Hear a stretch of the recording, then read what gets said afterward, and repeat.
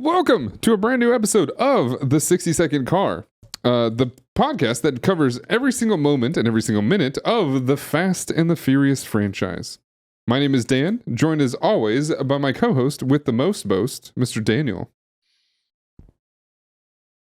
Do you know what time it is? Es tiempo de diesel. It's diesel time. 60-second.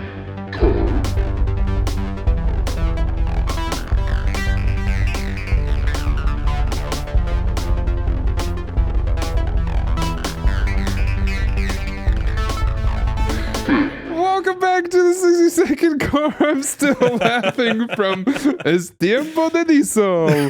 Sunday. Welcome. Bienvenidos to Al Faste de Furious. The original from 1986 or whatever. 54. 54. Once again, my name is Dan. Joined as always by my co-host with the most boast, Daniel. We're in minute 62, and things are getting spicy. But in the traditional sense, but also like in the non-traditional sense, we're about to see a lot going on in this episode. Mm-hmm. This episode is going to be fast and furious. Yeah, we're about to get into a montage, but before we get to the montage, we got a phone call. Can we zoom into this bicep here? Wow, Look at he that was thing. definitely doing some curls before the camera hit. 100%. He's over there doing push-ups and whatnot. That's like one of those I gotta dehydrate the day before type things, or the leading up days or whatever. But yeah, he gets woken up by a phone call here, and he's gotta be flexing hecka hard, and he gets, so it's from the captain, Sergeant Bilson or whatever. Yeah, my name's name's too many pages back. That's Agent Bilson, I think. Anyway, Bill I think it's Bilkins. Bilkins, yeah. And Sergeant Tanner. So Yeah. one of those guys. I'm almost positive it's Sergeant Tanner. And they talk about moving in on Johnny Tran. But like, did they come to that conclusion? They must have, right? Yeah, I mean, he told them about all the DVD players and whatnot, and maybe that's all they felt like they needed, but I don't know. He didn't. Because Was I'm this thinking after back to the moment where they're in that house again, and I don't think he ever gives anything definitive that he believes it's Johnny. He was basically just like ruling out Dom, which Yeah. kind of left Johnny as the option.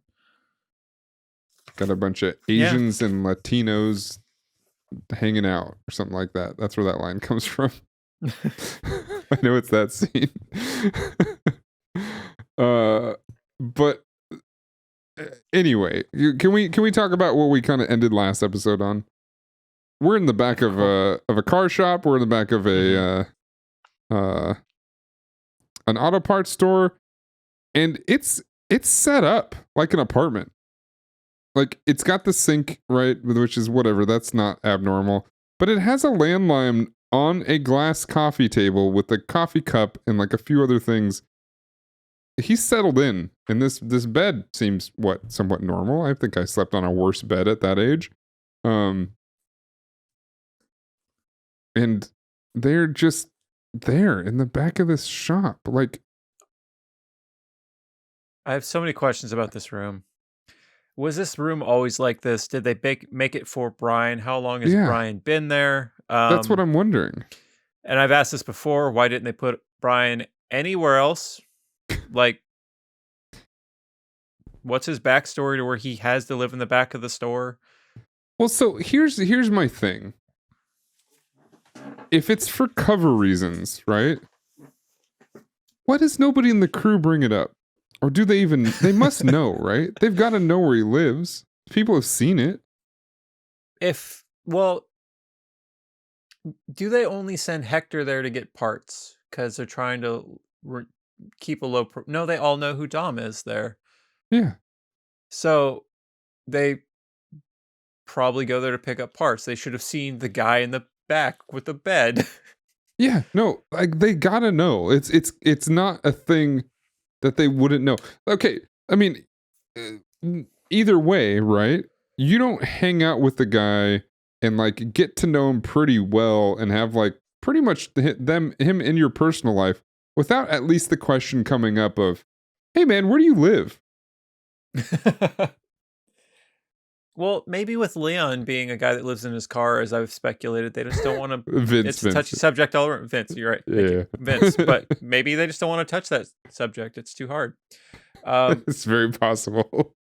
And like, otherwise, Vince would absolutely throw it in his face. Hey, pretty boy, probably a cop. You gonna go back to your little cave in the back of the store? Don't set off the alarm when you're going home. Like, but that's Don't exactly trip over a muffler getting breakfast. That's exactly what would happen. But like, that's like, camaraderie, I guess. I don't know. I just like. It's possible that they all knew and they talked about it, and Mia even knew, and this wasn't a surprise when they got here this night. I would have loved if it was a surprise and we got to see it. Yes. I want to see so many scenes from this. They're all hot and bothered after the car ride. She gets out. She's like, all right, cool. What are we doing at the store? We're going to get some more NOS. Because I did. What are we doing here? I used up the rest of my NOS. We're going to go out for more. No, we're going to stay here. Like, what?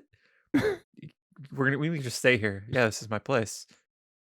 The store I go to all the time? Where you work? Oh, okay. We could go anywhere else. Yeah. No. Oh, the back room. This is not an off. This is not an office. This is a furnished room. Huh. Okay. So there are like red carpet interviews of like most of the cast. I'm genuinely curious to know. Maybe it got cut from the media or whatever. Maybe they just didn't use it in whatever outlet. I'm genuinely curious to know if Jordana Brewster was asked a question about this. Hey, if so you went back to a guy's place, yeah. Your character sleeps with a guy after the first date in the back of a auto parts store where the guy lives. How do you think your character really thinks about that? And the only person who would be okay with this, because I think it's a cool move from an older guy, would definitely be a young teen girl. So does that open more of a Wait, come back. You're not letting Jordana Brewster do any press for the movie? Understood. I get it. Okay, great. Too many questions. Your time's up. No more questions. No, come back. Step and repeat. With that being said, though, I probably would have done things to this caliber at that age. We've all done stupid stuff. We've all done weird stuff. Oh, yeah. I guess it's true love. They end up, being together forever. So there's that. But yeah, that's just it's just so interesting because is this in the script? Did somebody write this down? Oh, they go back and the scene opens with them with Mia and Brian in at first in the script it said Brian's car bed. But they had to change it because it sounded wrong. It sounded like a car bed when he wrote car bed. But in reality, what he meant was the bed in the back of the car shop. Because I do want to know, was this in the script? Or was just this something that we're like, oh, we've already established that he lives in the back of the shop, and it's kind of weird to go back to their house because, maybe Dom's around. He doesn't want to hear that. So we have to put it here, I guess? We have to make the scene happen here? No one on set was like, what about a hotel room? That's a thing you could do. But that we would have had to give him a hotel room from the beginning of the movie, and we don't have the budget to reshoot those. Oh, I meant they just go to like a hotel room for the night. Even that's weird. Yeah, it's all weird. Yeah, no, I know. I'm just saying, like, how do we make this unweird? Well, we don't. We don't make this unweird because he's like Give a Brian an 20-something-year-old. apartment. He's like a late 20s old man, and she's a late teen. We don't make this unweird. It doesn't get any weirder than this, to be honest. So that's just how it goes, I guess. Let's. Oh, here's the call. The shoulders popping out. And then Oh, by the way, they either about to or they just made love. Their hair is perfect. No way. Yeah. I mean, look at them. They're beautiful people. That's Yep. just what happens. And then the most interesting transition, because he does the trope of, oh, wrong number, right? Mhm. But before he says, oh, don't say any, or say yes if you agreed with these terms. First of all, I guess they have to call him at this time because that's when they decided it, in the middle of the night, and they're gonna do their run on Johnny Tran in the morning. I didn't even think about that. Why'd they call him in the middle of the night when they do it like they had to do it that I guess day? they had to prep. Yeah, I don't know. They had to get it all prepped or whatever. But like, he has no remorse because maybe he doesn't actually think it's Dom. I don't know, but he has no remorse, and hot lady in front of me, I just go right back to making out again. And then music No, he doesn't. starts. Huh? He does not go right back to making out. They stare at each other forever. Oh, is it? This eye lock goes on for way too long, and then they kiss for way too long for them to go to an exterior shot of a building. Like, it all should have been like a quarters long, but no. They just really hung on those moments. Yep. And then we're adjacent to downtown Los Angeles, next on top of a rooftop, in which I guess, so by the way, this is nowhere near Chinatown from what I understand, which means they're nowhere near Johnny Tran's turf, but I guess maybe they're about to make some drive after they get all locked and loaded on the top of this garage, or this parking lot. Again, another geographic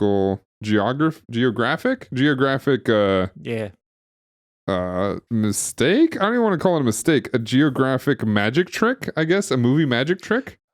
Well, what if this version of LA is like the version of LA in Grand Theft Auto San Andreas, where everything's just kind of like right there, Sure, wherever you need it, so you can look over and you can see like the Golden Gate Bridge from Vegas. You can't do that. Yeah, I mean they have Vegas. You can see San Paris Francisco. from Vegas. It's true. You can see a lot. You can see a lot of cool. You can see a lot of the world you from can see Vegas. Egypt from Vegas. You can see a giant eyeball. Yeah, true. That eyeball gets scary. They opened up their first, like, doing things inside that dead dome or sphere or whatever by doing concerts, and in the concert, the stage, or not the stage, but the stands go like straight up almost, and then there's the whole screen became like a sky or a desert or whatever it was. I think I'd genuinely get like afraid, or like get like a instant fear of heights if they did stuff like that. It seems like it would be overwhelming. Like, for the graphics that are apparently on that thing and how real everything's going to look. Like, imagine you're going on like some crazy screen ride at a theme park, and you like it's made to make you think that you're falling, but like you're watching a band, and then suddenly it's like people are just gonna like okay, so actually I want to be the band that plays that show. I think you too played that. I mean, well, U2's doing the thing where they're playing, and like there's screens and like pieces are falling away, and it's this big political messages, like there's a bunch of flags, but they're not like fucking with people where they're like suddenly you're going through a wormhole. Oh, like if it was straight up just Scott Pilgrim and you started doing like weird effects where you do the D and then D's just coming at you. You're like, holy shit, I can't handle this right now. Especially if you're in Vegas and been partying for the last 5 days. We need to call Edgar Wright, and they need to do a special thing to celebrate the whole cartoon series coming out where they have Metric Play and Crash and the Boys and Sex Bomb, and they play that, but then they just have the screens from the movies, and it just becomes a sensory overload thing, and Yeah. that would be rad, and I want to go. Yeah, Dear Ed, absolutely. I know you're listening to the podcast. Hi again. Leave Hit us that. alone. You know, Not enough for you. stop emailing us so much, but like your movies, do this idea. Thanks. Yeah. You're gonna see Brandon Ralph on one side, and wow, Captain Marvel, Brie Larson on the other, and then like if you did all the crazy like zoom in cuts that they did in Scott Pilgrim, you zoomed into Michael Cera's face just in the background. I wouldn't even have to be on anything, and I'd get freaked out. I think it'd be too much, especially because the music's probably loud. Just like sensory overload would just be instant. But yeah, that'd be insane. I don't know how 2 we got episodes here. ago, desert. Oh, seeing Vegas from San Francisco. Right. Proximity, San Andreas, geography. San Andreas. There we Yeah, go. yeah. Yeah. Great. Gotcha. But yeah, they're on here. There's music playing, right? Yes, it is Debonair by Dope. What a dope name. Yeah, Dope are a new metal band. They're like I call them probably third tier new metal band stuff. They're still out there kicking. So is good for this them. is this their second track on the movie? Did they do an earlier track? No, I don't believe so. Oh. I don't know why, but I thought they did an earlier track. You mean Limp Bizkit? Yeah, they're dope, right? I saw Limp Bizkit. He was dressed as a cowboy. That makes me sound like I had a fever dream. It's the craziest thing. I think he was like touring with that or something, or I've seen the same show from multiple angles of people in the crowd because I saw video of the cowboy outfit quite a few times in the last couple months. It's weird. It's weird. Yeah. Oh, Frederick Durst, you so crazy. Yeah. No, I'm not seeing another Dope song in my notes, so I think that's the one. Okay. For some reason, I remember Anyway. it sounds familiar. Anyway, it kind of it's new metal. It very much sounds like that. It kind of sounds like a little bit Power Man 5000. Yeah. Agreed. And it's a cool little montage song. I like it. I think it's cool, but then stuff that happens in future minutes, it is very weird choice. Sure. But yeah, we'll get there. But yeah, it's a cool song. Dope's pretty neat. Their singer is now the guy who fronts Static X as a robot because Wayne Static died. Yeah, that got weird. Yeah, a little weird. Okay. Yeah, I think I know what you're talking about. There's like some moments where things have like slow motion and it's still playing that track, right? I meant there's something with Dom for no reason. Oh, yes. Either way, Yeah. both of those scenes that you and I are both talking about, it definitely should be a different track. Yes. It should absolutely be a different track. But yeah. They're gearing up, they're doing their things. We got a bunch of cops with sunglasses and mustaches and looking like Other cops. otherwise. Yep. Looking like Reno 911. Pretty much. Bunch Or of dangles. the guys from SWAT. Also a Michelle Rodriguez movie. But yeah, looking like cops doing cop things. Okay, so I took this. Mm-hmm. There's supposed to be something on top of the gun. Whether it's the handle, handle that has a backside on it, or just a totally different sight in general. The point is, if you try shooting like this, you will not hit your target. So for the listeners, if you're not watching this on the YouTubes, it's a man holding a shooting gun and he's doing the close one eye and like line up your sight thing, but not through anything in particular. It's not something I noticed, but now it's all I see, and it's so silly. Yeah. So it's a very stock M16 M4. I can't really tell what it is based on the. I said that when I called it a shooty thing. Yeah, absolutely. Based on the stock, it looks like an M16, but I think it's one of the older M4s. But it's missing the carrying handle. And for those that have ever seen one of these weapons, you know exactly what it looks like now. The carrying handle is detachable because you can replace it with a different sight. However, the carrying handle is part of the sight if it doesn't have a different sight on it. So right now, what he's looking at is just the tip of the gun and a peg that sticks out the top, which has no calibration whatsoever. Honestly, if you're doing this, you're putting probably innocent lives in danger because you might not hit your target. You might hit something wildly different. Well, he's a cop. That's the thing. Metropolitan SWAT Police. Yep, that is it. And okay. Okay. I feel like every time, and maybe this was different in 2001, but I feel like every time there's a weapon and there's a cop on screen on a major movie, major motion picture, there's got to be some sort of instructor or consultant that is on set. It's got to be like an intimacy coordinator, but just for cop shit. that is hilarious on so many different levels because it's cop shit. Yes, exactly. But first of all, there's so many things to critique in this, but that's the biggest, and even if you're not a person who cares about this, the biggest problem here.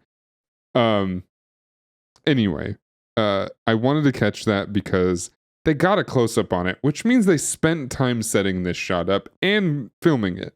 Because these close-ups are not easy to do. You got to get all your blocking right. You got to get the actual choreography of him doing the thing there. And nobody cared about this. Nobody at all paid attention to this. This is 2 years before Call of Duty came out, so people weren't like looking at video game guns too much like this. And then, several years later, they actually started using this weapon in Call of Duty. But, things like this have existed in other places. And for nobody on set to be like, this is weird, is just strange to me. Because I do not think you have to be a gun nut to notice this. I mean, as you're comparing this to video games, I'm thinking of in like GoldenEye. I feel like everyone just walked around like this no matter what gun they were holding. Yeah. And to me, that seems right. So you can hold it to your shoulder and sort of, if you're good with your weapon and you know where it's going, you can kind of understand where you're going to point fire. It's called point firing if you're not looking down the sights. You understand where you're going to point fire, and you're probably pretty good at it, especially if most targets are hostile. But he's very much not doing this. He's looking directly down the sight and noticing that, okay, if I'm the actor and I'm thinking about how does this work, I have no idea what I'm looking at. I'm just looking at a point. I have a question that's based on my ignorance of guns, but having seen some, it comes with a tiny bit of knowledge. So that type of gun, at the end of it, it's got like the part that's got like a shoulder in thing, right? That also seems like it's not on his shoulder. Yes. Right. That's my question. It's so high. If he shoots, it's going to just like backfire or whatever it's called into his shoulder, and he's going to have a bad time, I would think. So that is directly due to the fact that there's no sight there, by the way.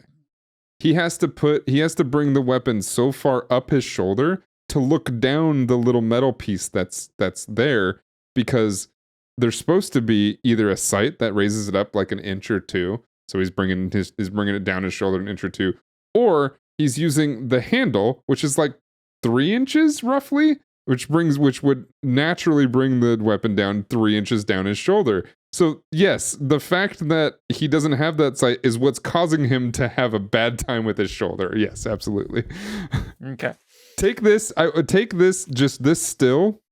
I can even send it to you and just show it to your dad and see what he says. Ooh, yeah, send me that. I want his notes. I guarantee he will notice it right away. I was like, hey, what's wrong with this? And just like, delete me. What? No, I didn't do it. Yeah. Oh my god. Is this because I didn't like the Fast and Furious ride? Yeah. I think he's got it in safe. I think that's safe. I can't really tell.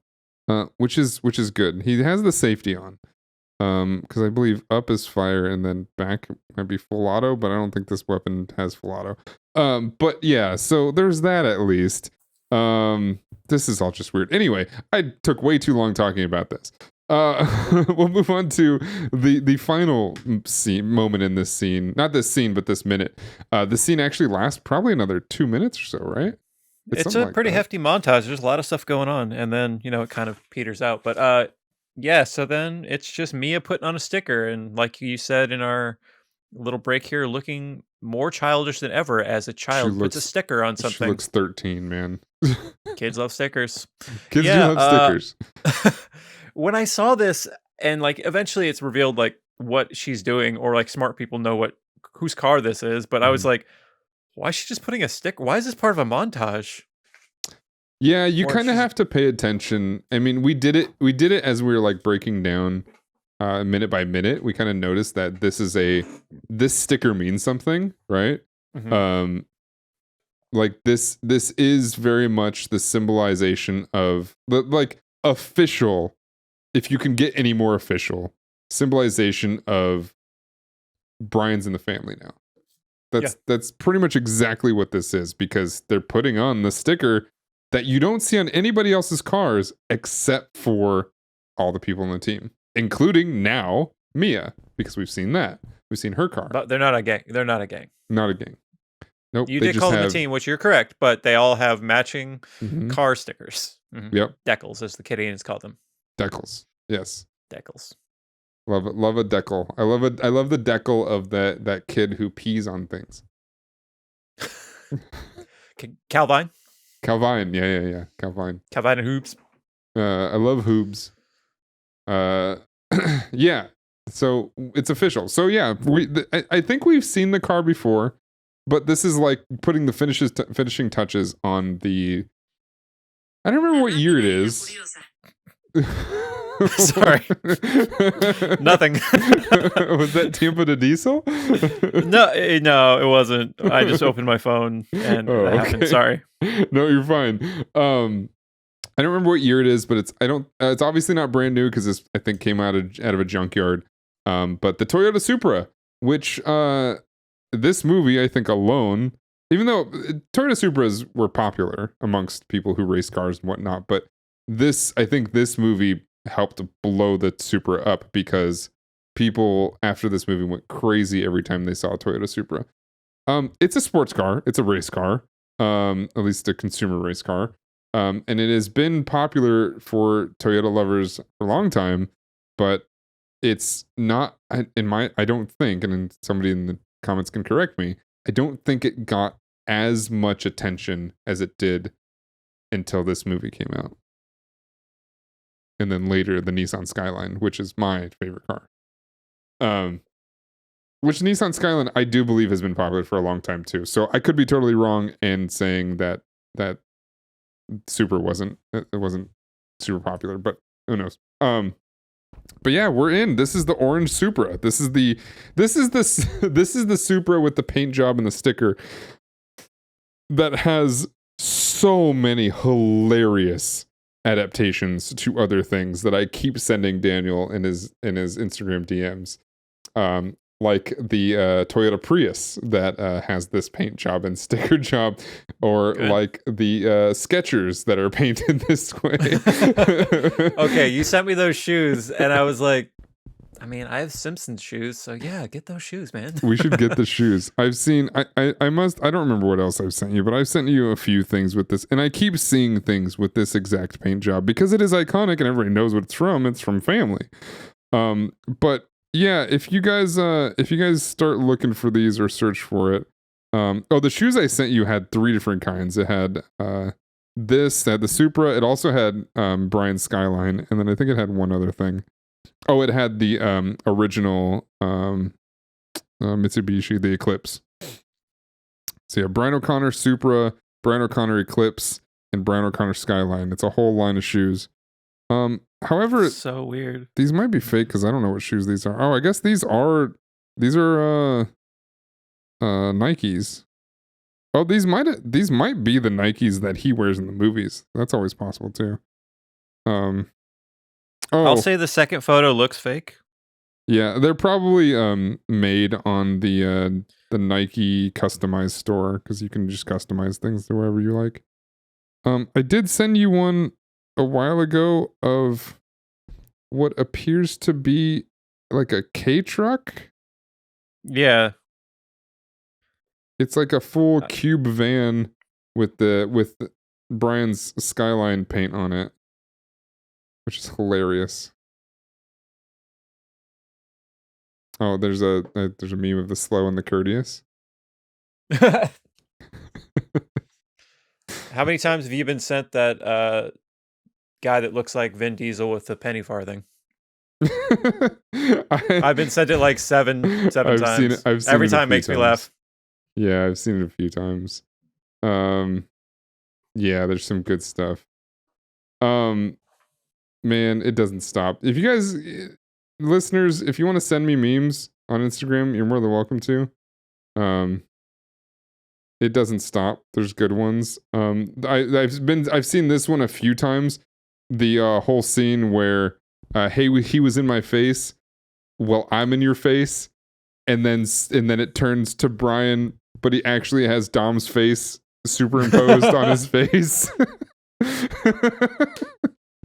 I haven't seen it, but I can imagine. Good times.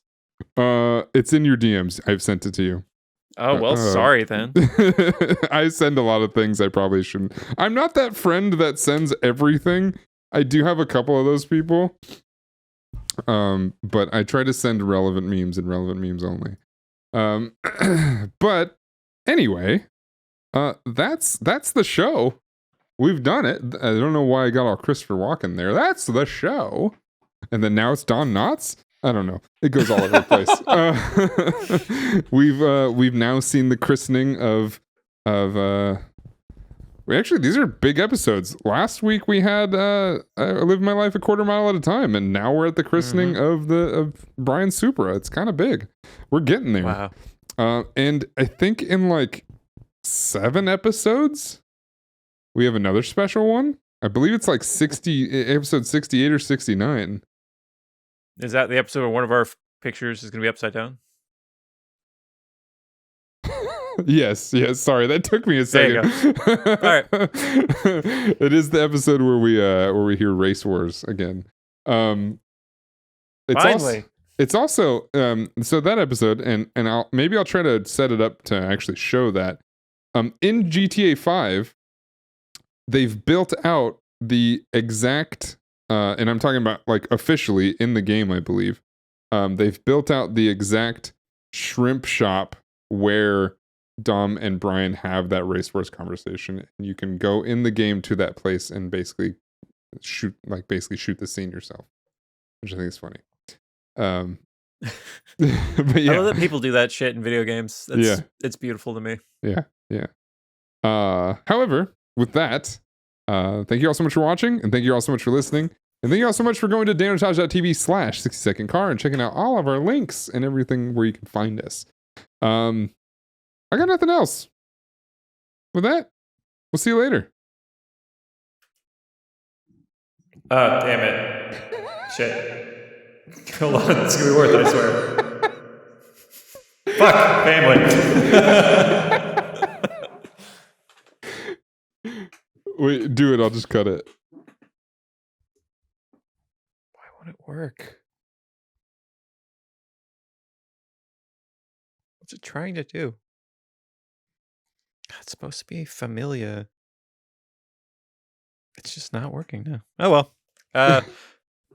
Family.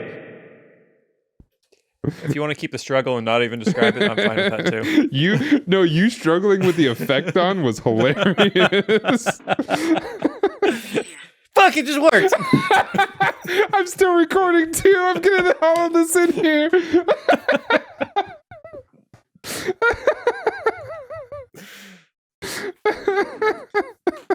I don't even know what I did.